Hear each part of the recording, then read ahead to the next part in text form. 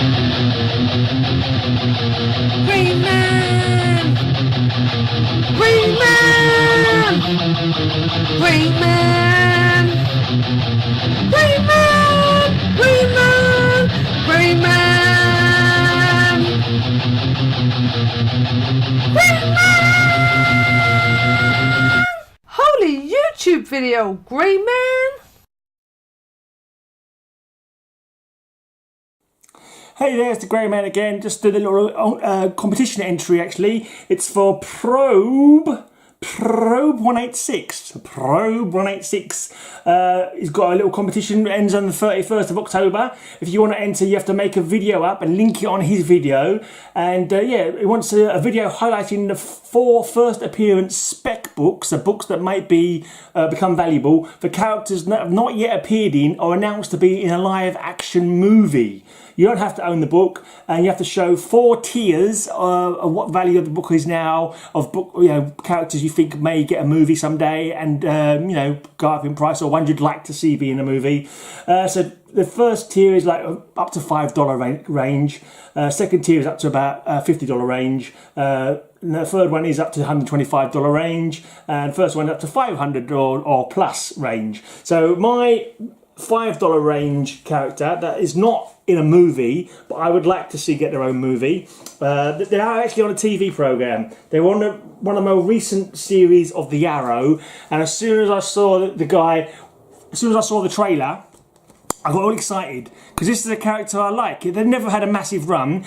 They had a 4-issue miniseries, and then they ran as one of the stories, I think, in the back of Action, or it may have been Showcase, something like that. They was in a book with a few other characters running along for a few months, and I think I've got all of those as well. But it's just Wild Dog. I just like him.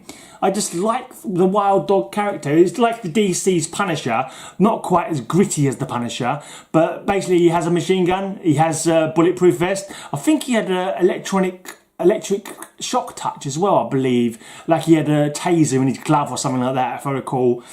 Now the first mini of this, if I recall properly, it's been a long time since I've read the first mini, but it's like a mystery because there's 4 guys who are school friends, college friends. I think they was all in the Red Devils. I can't think, it might have been called the Red Devils or the Red Dogs, or maybe just called the Wild Dogs because he's called Wild Dog. I think probably are called Wild Dogs. Like it was their college football team, American football team, Gridiron, I believe. And so the whole of the thing is a mystery of who is Wild Dog. It's one of those 4, but which one is it? I think one of them was a cop, one of them was a garage attendant, one of them was a reporter, and there's another guy. I think there's 4 of them. Maybe it was 3. Now I'm pretty sure it's 4, but I can't remember who the 4th guy was.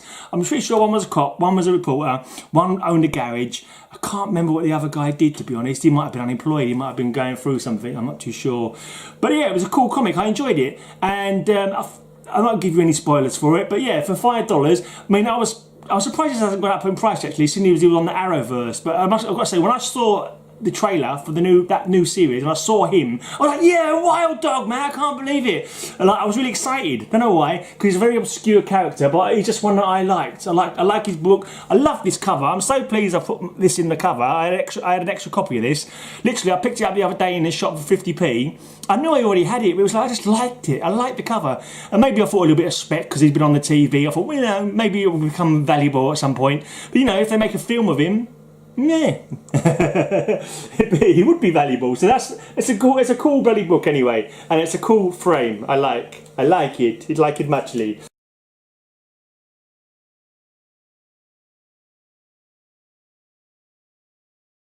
Right, now the next one, up in the $50 range. I've just realised I'm making about 4 or 5 videos at the moment, and I'm not sure where all my stuff is that I was going to demonstrate things with. Right, but basically my next character, I haven't got the first appearance. That's one that's definitely on my list. Definitely one that I intend to pick up at some point, and it is Etrigan.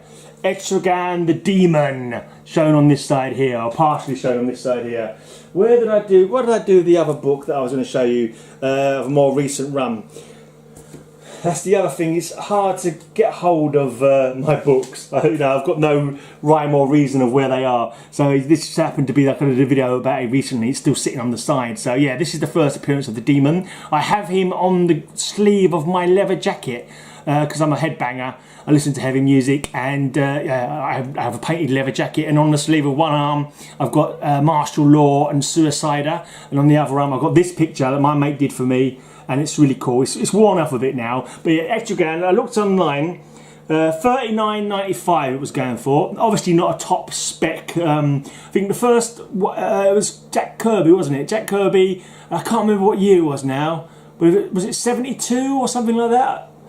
I didn't know there was going to be questions. I should have written it down before I started doing it. But no, but it's going for about $50, just under $50, depending what grade you want in. If you want to get a good grade, it's up to $200. But you know, the kind of grade that I'd buy it in is about $50. And the Etrigan the Demon could be done in many different... It could be comedic, like this Volume 3 was. A lot of fun, really fun stuff. Or it could be pure horror, with, you know, Etrigan being like... If you ever read them when he appeared in Swamp Thing, Alan Moore's Swamp Thing run, where Jason Blood's like giving prophecies, and he sees a bloke and goes, "Oh, you're going to die tomorrow, you're going to get killed by a fish," or something like that. I can't remember what it was exactly that he said. But it had really good chilling stuff. And then the Demon comes out and basically he's... You know, he kills other demons, really. So he's kind of like he's kind of like a good demon in a way. He's evil, but somehow he's controlled to good. Maybe because of Jason Blood's influence, maybe from his half brother Merlin's influence. Yeah, but I think this would make a really good film.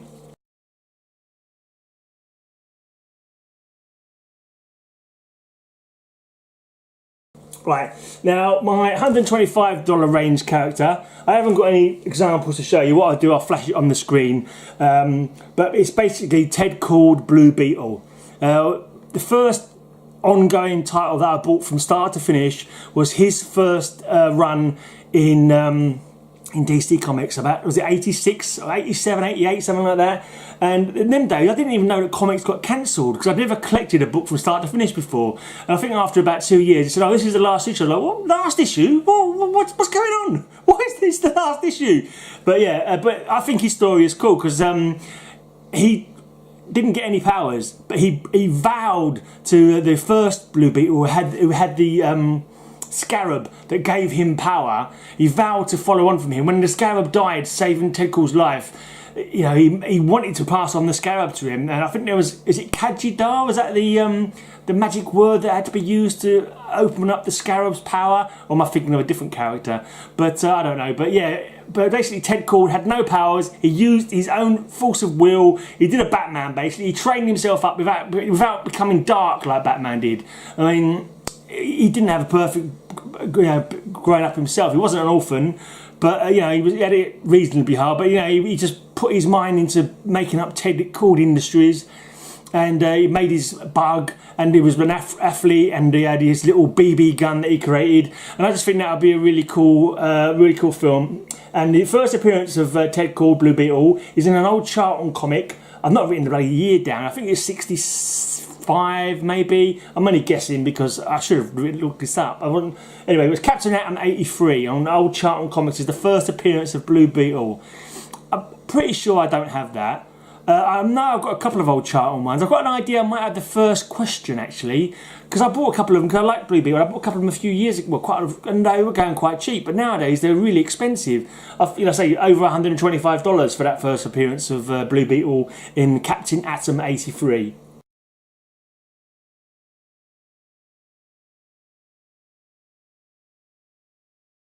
Alright, and the last one that I've chosen, again I don't have any comics to emphasise, but it is a character I've always quite enjoyed, Phantom Stranger.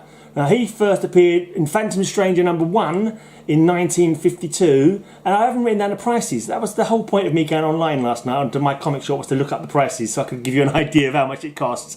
But I'm pretty sure that a good condition one of Phantom Stranger #1 is going for over $500. So there you go.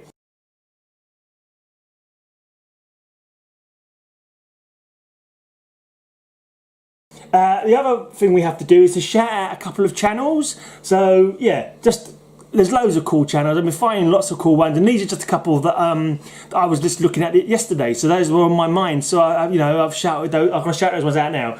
You got to shout out one that's got over 100 subs, and one that's got below 100 subs. So over 100 subs, we've got Charlton 66. Now I really enjoy his channel because he shows a load of books that I've never seen, like a load of old Charlton.